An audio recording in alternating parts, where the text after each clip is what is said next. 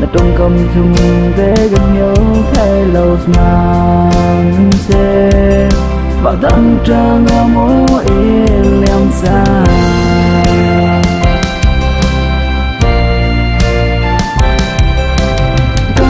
khi chủ lòng có xe đâu riêng nung tên cái lòng mà đi rõ sân mà chủ nắng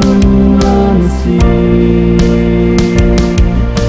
đi để chăm chủ hẹn em ăn xe lâu đủ đồ ngã thiên lâu em riêng nung tên nàng cái lòng mà đi ô bồi tê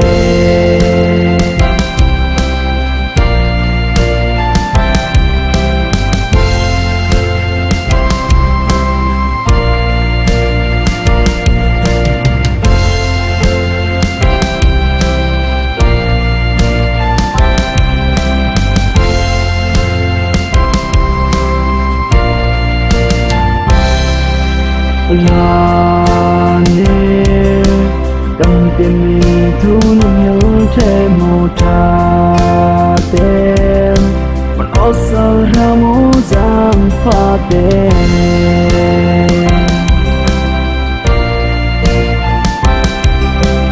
bồi tê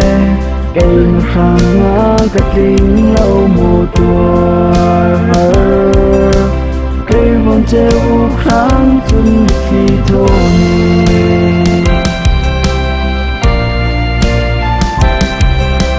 gắng khi chủ lòng có xe đầu riêng tên cái lòng ngã đi rõ sân ác chủ nắng mang chi nghĩ là chăm chủ hẹo em hàng xe lâu đủ đồ nát thiên lâu nghiền riêng tên nàng cái lòng ngã đi